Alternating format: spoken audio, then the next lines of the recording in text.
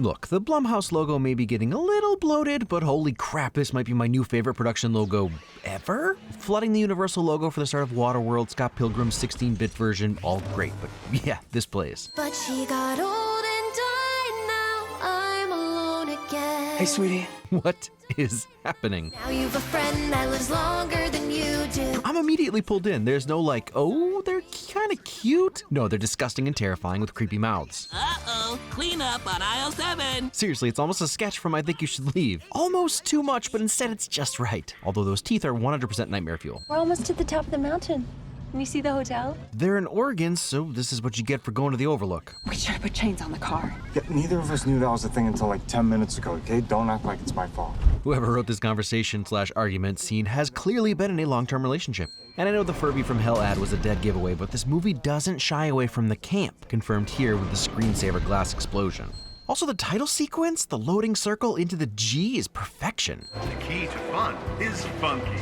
On point slogan, terrible as it should be. And this movie doesn't hit Starship Troopers levels of satire, but tiny kids with Space Ranger looking rifles, kids playing while being observed for market research. It's not bleak. She doesn't look confused, she looks demented. Yeah, that doesn't really go away, partially because she's never actually confused, just bloodlusty. What in the name of ever-loving Christ is this? Yes, fair reaction. Especially the way she's just like, hanging there. No thanks. Also, hey, Running Chang, always neat. Honestly, I might be on Team Furzy. They don't have those terrifying teeth, and I gotta be real, I'm pretty into the whole butt-changing colors thing. Could use that IRL. Not everyone that I thought was gonna die in this movie does, but the second David angrily tossed that tablet, yeah, he dead. To an android, that's like kicking a puppy, dead. In each pet, we installed a listening model that targets conversational patterns among kids. You did not just tell me that. There's your first sign that maybe Gemma's not exactly thinking everything through. Megan, say hi to David. As in the boss, David? Well, I guess I should call you Dad.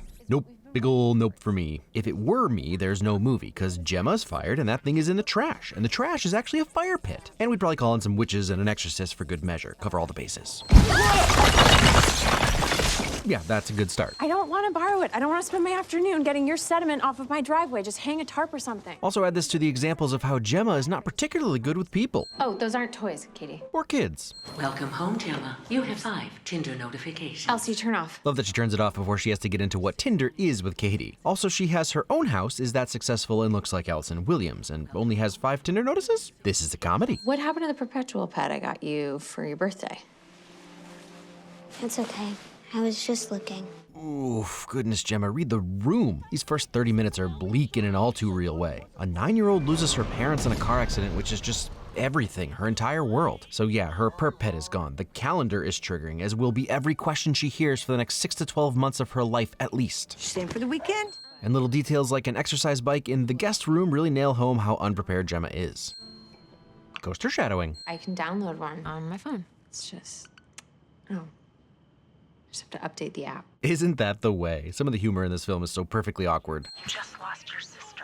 And? Dang, it really shouldn't matter what's after that and. Everyone gets it except Gemma. I don't think you can be worrying about work right now, Gem. Right now, I think you just need to focus on Cady. Hi, look at you, still in your pajamas. Yo, Lydia, why don't you back off a little there with the condescension? We sometimes spend all day in jammies around the CinemaWins house. And that's not after a life-altering tragedy that will shape the rest of our lives. Those aren't toys. They aren't Gemma's collectibles. You're not supposed to play with them. Nah, look, Gemma hasn't been perfect so far, but boundaries are important. Swap collectible for antique and nobody is questioning you. Take that side-eye stuff and stuff it, Lydia. I think we found our new antagonist. Someone call Megan. It's a toy. I'm sure it's not that complicated. And that is how we find out Lydia isn't a parent. You try transforming plastic transformers back and forth 130 times a day. It's just that this is not what it was designed to do. But yeah, totally. Let's just roll it on the ground like a tennis ball. Let's do that instead. Even more people skills. What about screen time? How long before I have to turn it off? Oh, I don't care as long as you want. I mean, that right there is what being an aunt is all about. If your first thought when Bruce showed up wasn't, are Bruce and Megan gonna fight? You might need to let a little more fun into your life. Ouch, girl, not so hard. It says something about Gemma that she's connecting with Cady through the surrogate of Bruce better than in person. This is the first time she's made Cady laugh. It's his brain? Thanks for the brain destruction shadowing, Cady. If I had a toy like Bruce, I don't think I'd ever need another toy again. It's funny that this is the catalyst for the whole movie, because if Gemma had any experience with kids, she'd be like, yeah, I've heard that before. Do you know how many toys have revolutionized my kids' lives on day 1 and been forgotten the next? You know what they say, a building the murder doll montage is the fastest way to get a murder doll. Huh. Oh, and also to get a little blonde discrimination, no thank you very much. You gotta revisit this. No, absolutely not. Solid show don't tell, with Cady's healed face letting us know how much time has passed. It's nice to meet you, Cady. Appropriate reaction. Cady's first instinct is fear. Listen to that instinct, Cady. Bold move to have your surprise prototype pretend to fail there, Gemma. I respect it. Jem, get me a list of things I can say in a presentation that makes it sound like I know what I'm talking about. Hey, I appreciate a CEO who's honest about his shortcomings. I want you all to remember this moment. The moment we kicked Hasbro right in the dick. Although, he's already got being a motivational speaker down pat. Surprised possible backup in case of current body being destroyed because of all the murders isn't on that list. Haha, what would a robot movie be without a Boston Dynamics pushing demo? Coasters help to avoid watermarks, especially on wooden surfaces. And now is when you hear GLaDOS coming through, and Gemma should know she messed up. Studies indicate that a staggering 78% of a parent's time is spent dishing out the same basic instructions. Seems low. Dang, hope M3GAN never uses that dance for scary evil. So you can spend more time doing the things that matter. Yikes, hard yikes on that one. Unless they mean snuggling, gotta find time to snuggle. When are you ever spending time with her or even talking with her? I don't really think this is any of your business. This is so real. Tess is talking about the project, about how M3GAN should function and be marketed, and Gemma, being defensive about how she should be taking care of Cady, immediately takes it as an affront. It's interesting to me because I don't get the feeling that Gemma thinks she's doing anything wrong and feels guilty about it. She's annoyed because she thinks she knows what other people are saying about her relationship with Cady. She's not my child. Bad legal guardian says what? Will I die? It'll be a challenge, but yes, you will. Unless that's you and the Elsie Echo thing at the end. In which case, death is only the beginning. Is the input request received? M3GAN. Yes, Gemma. Fantastic. Turn off. I'm gonna go get a coffee. Again, if it were me working on this project, there'd be no movie. The second Gemma leaves the room, M3GAN is scrap. This is actually a pretty great scene. M3GAN has just learned about death, and without any words, it's clear that she's contemplating it and what life really means. I mean, it's some straight serial killer shiz, but it's still great. And I gotta say, the puppeteers and animators really killed the subtlety in M3GAN's performance. That slight brow drop?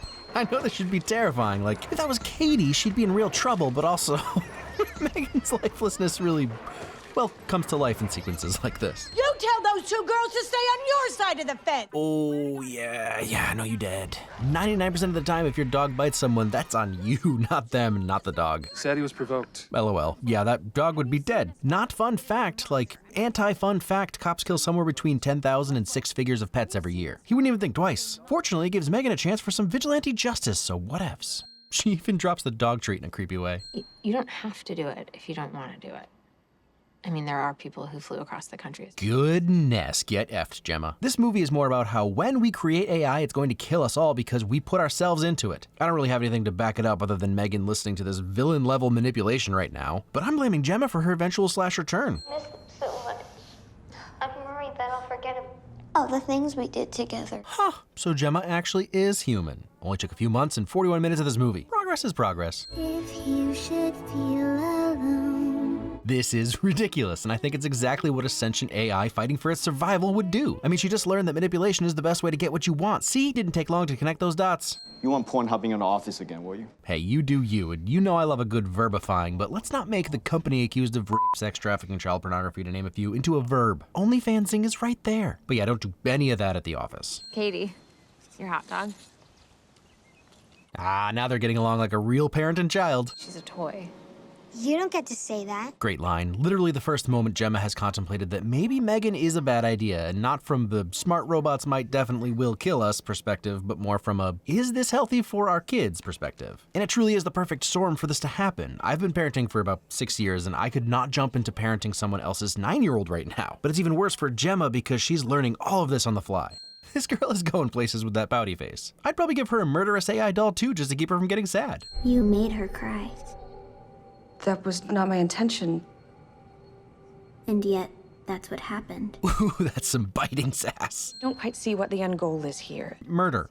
Is that not clear? It's murder. You can't make me do something I don't want to do. Actually, I can. That's basically what a guardian does. Nope. I mean, kinda, but also nope. Look, I recorded like 2 minutes about this and gentle parenting. It's in the conclusion, but for now, let's say this is another perfect example of how ill-equipped and unprepared Gemma was to be a guardian. Let her go. See, M3GAN gets it. Oh, Jesus Christ. Another appropriate reaction. Do you need your hat? off, Holly. Look, I didn't say everyone was going to be good at gentle parenting or that some kids don't just suck. It's such a fun age. Yeah. It isn't. Ow, stop, don't! I mean, obviously he doesn't deserve to die, but like, this kid sucks. And because he's not real and it's a movie, yeah, screw it, have at it, M3GAN. Also, this kid whispered something like, that kid is a bully and terrifies me, and the teacher was like, oh, go with the new girl, kill them both. You know what happens to bad boys that don't mind their manners? They grow up to be bad men. Preach. I mean, don't torture a child whilst preaching, but still preach. What's amazing is she 100% doesn't need to get up like that. She's just trying to terrify him. It's fantastic. It's sort of smart from a writing perspective that the first time M3GAN gets all killy, it's for an, well, it's not an acceptable reason, but Brandon isn't some innocent butterfly. What's he doing here? What's going on here? And I mean, it wasn't technically her fault. I don't know why I'm defending M3GAN. Anyone else getting a look at me, Damien, it's all for you vibe here? But for real, this whole scene is top-notch writing while still being goofy and campy. We find out later that M3GAN was watching Brandon and saw that he was angry at Cady already, so she followed her main protocol to protect Cady, which is why she showed up in the woods. Your goal is to protect Cady from harm, both physical and emotional. Then she lets him carry her away so Cady wouldn't have to witness what she's about to do. Then she pulls on his ear, which is a classic old-school mind your manners punishment, but also takes it very literally and asks if he's listening. She does rip his ear off, but it almost seems like it was a mistake, like she was trying to test out her strength. But from then on, she just does her best to scare him, stands up like possessed, and then does the all-fours chase, which leads him to tripping, which is her first real introduction to death and what she's capable of. Right, M3GAN? In a nutshell. Ha! Because chestnuts. They were looking for chestnuts. Didn't you guys watch this movie? That dog is probably dead under a pile of Victorian baby strollers. That's a sick hoarder burn. Bulletproof, nothing to lose. Fire away. I mean, titanium is always a jam, even if it's some kind of pseudo-threat. What are you? I've been asking myself that same question. Ah, yep, that's the thing you don't want them to do. First, this is terrifyingly real. I've accidentally grazed my leg with our pressure washer, and it will cut you deep. And second, this movie is an interesting case study for the theatrical version somehow being more gruesome. Like, the scene is gross in the unrated, it being chemicals making it even grosser, but as they say, the theater of your mind is always worse. Our thing was ripped clean off. Sorry, I shouldn't laugh. I'm here for the grizzled, beaten down Harry Ambrose detective's deal. Dude hasn't showered, has no bedside manner. He's got stories. Okay, first I'd like to say that it's awesome that when showing how M3GAN is interpreting emotions, it's not just mad or happy, since humans are rarely just experiencing one emotion at a time. It also works since she's not like reading the game programmer's code, she's just analyzing facial expressions and body language, probably temperatures too. So my point is RIP my RBF friends. I know I keep saying it, but at this point I would be like, hey, M3GAN, can you take a look at this hydraulic press real quick? Is everything okay, Gemma? Huh? Chekhov's sequel. Do you see this pen? So it seems like Gemma narrows M3GAN's focus to the pen tip, which allows her to move her arm in her peripheral vision unnoticed. So it's smart, but also, I can't believe we're like, what, years, months away from meeting failsafes and things being built and programmed right now so that they don't Vicky us? They suck shit! Hey! If this wasn't such a bummer of a moment, it'd be hilarious. Also, honesty. That's what spontaneous response is. It's a curated word salad plucked from a sea of data to sound deliberate. For anyone not really following along with ChatGPT and the like, as of right now, that's what we have. None of it is thinking, it's just taking inputs and spitting out a bunch of related words in order. I did not know that's what they were saying M3GAN is, and now I'm more scared than I was 60 seconds ago. Good thing it's a movie, right? Right? Jesus! Solid jump scare where nobody knows if sentient M3GAN flinched at the concept of being shut down or did a lifeless hunk of metal shift on a couch because it's wrapped in bubble wrap. Either way, the machines are coming for us. What kind of a toy retails for $10,000? This seems bananas, but let's all remember that when the iPhone dropped, many of us were like, how much for a cell phone? And now I go through withdrawal if I take a poop and forget to bring my phone with me. Even the ones who don't have dead parents. I got nothing. I'm doing my part too. She's a little girl holding scissors in a horror movie. You got off light, Gemma. Can you let me see her? Just for like 10 minutes? Again, it's satire, but just one more hit. Dang, this movie stings. And get me a kombucha! A Leto Booch? Really testing the edges of who dies in a horror film. Saving your doofy coworker. Solid, no look, no touch. We can paralyze with heavier armor. It really is the best moment in the film. They were right to use it in the trailer. Walk the Night feels so perfectly placed here. She's protecting Cady, guys. That's all that's happening here. It's on you if you're creeped out. Oh, I I also appreciate that we finally hit a point in culture where people don't have to play dumb when horror movie tropes start happening. Oh, the robot grabbed a paper cutter? Peace! I didn't kill anyone, Kurt. You did. Kurt is such a sad character, and they really do him dirty. Although I appreciate that it's not only total a-holes who get murdered by M3GAN, makes her more of a monster. Could you still live with yourself? Yes. I believe him, honesty. Another thing that's way worse than the theatrical. 1. Great scream. It's a lot harder than it seems. Elsie, hall light. We know where Elsie's allegiances lie. Why is she playing the piano? Why is she playing toy soldiers? Why does it make this scene so much more disturbing? Horror movies can just throw absurd stuff in a film, and because of the tone, it gives us chills. But also toy soldiers is pretty threatening, and she's kind of a toy soldier. Why should I behave any differently to create a safe space for our child? Our child? That might be the creepiest thing M3GAN says in the entire movie. We're not fighting! Aw, but they really are like parents. The tiny little fingers really add to the unease. M3GAN looks scary from the first minute, but as with many horror villains, adding water makes it so much worse. This movie rules. And it's amazing how easy it is to go from cute doll to terrifying monster with just a haircut. Brutal. You see this pen? Got her with the callback. But I have another emerging capability you probably haven't figured out yet. And that's palliative care. A short, sharp probe to the cerebral cortex would cause full-body paralysis. And honestly, another genius way of maintaining your survival. She can't kill Gemma, but if she wants to stay with her bestie, she's gotta do something, so lobotomy works. That's why I feel like I'm defending M3GAN again. See what I was saying about her emotional analysis? I mean, Cady is the real genius here. But haha, the trust was not in M3GAN at all. Oh yeah, brutal. Eliminate the negative. I would have gone with Ray Charles' I Can't Stop Loving You, but she did eliminate the negative. Badass good girl. Also Bruce. M3GAN's alive. Oh, wait, no. I mean, would it be a horror movie without a little more nightmare fueled right at the end?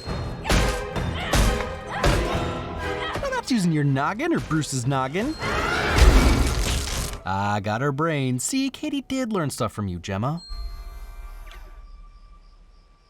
Ha, yes, M3GAN 2, Else 3. Also love how this was briefly teased.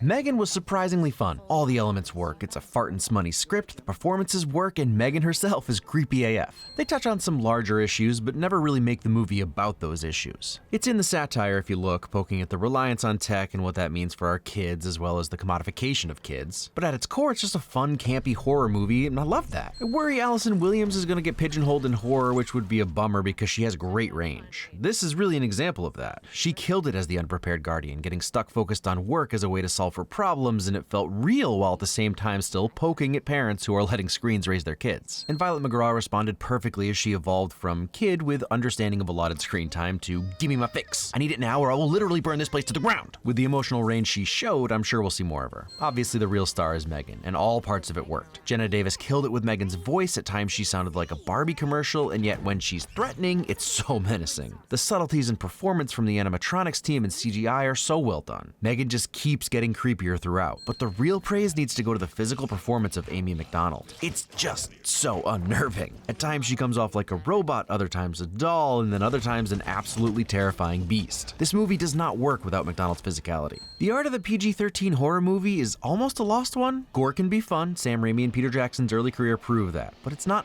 always needed. James Wan showed us that already with the first Saw movie, which is extremely tame compared to what came after. Plenty of people enjoy a good, entertaining scare, but don't want to see some reverse bear trap spraying gelatin and red corn syrup on the walls or whatever. The Ring, Tremors, Happy Death Day, Drag Me to Hell are all fantastic PG-13 horror movies, and I'm glad M3GAN is now part of that pantheon of movies. Supposedly one of the big unspoken secrets in Hollywood is that horror movies are easy to get made. And I hope, while this film clearly doesn't have the cultural impact of a Saw or a Paranormal Activity, maybe the industry can lean in this direction and put out more genuinely fun PG-13 horror movies. Oh, yeah. Remember this line? You can't make me do something I don't want to do. Actually, I can. That's basically what a guardian does. Yeah, no. Rant incoming. I can already hear the comments from people talking about how parents these days are soft, and if they ever talked back like that, they'd be meeting the business end of a belt or spoon or sword or whatever, and they're fine. I hate to be the one to tell you this, but you're not fine. I mean, no one really is, and the likelihood that you'll just end up passing that trauma onto your kids is pretty high. Gentle parenting isn't about letting kids do whatever they want or never correcting their behavior. Corporal punishment and even stuff like my way goes, 'cause I said so, just doesn't teach your kids anything except to fear their parent and to get sneaky about the stuff they want to do, or even worse, they do fall in line and you raise adults who will never stand up for themselves. Fear doesn't turn into respect, and if kids don't respect the people teaching them about life, all they learn is that they shouldn't be honest with their parents. Now, look, I know that sometimes you've got to stop a kid from running into the road, or they just have to get in their seat. But a guardian's job is not to make a child do something they don't want to do. Like, objectively, it's to teach them and guide them to the right thing to do. Spare the rod, spoil the child, to take it way back, is about shepherding kids. You know, rod, staff, so that when you're not there to tell them what to do, they know the right decision. But spoiler alert, at some point, it may not be the thing you would have told them to do anyway. That's the dream, that's the goal for my kids at least, that they'll be better than me, not just do what I would do. I guess it should be noted that the guy who helps me write these scripts thinks that some people need the fear of God put in them, and it's good if it's not their parents who do it. But at some points in all our lives, the lines connect on our F around and find out chart, and if nobody has ever shut you down, you're gonna be standing there in shock while Mona Lisa burns. See, he brought it back. Wrong movie, but whatevs. This has been excerpts from parenting style thoughts on the killer dancing robot movie. Next week, well, I'm not sure about next week. I'm on vacation with the fam as you're watching this, so we'll see if I can finish next week's video in time. It's a doozy.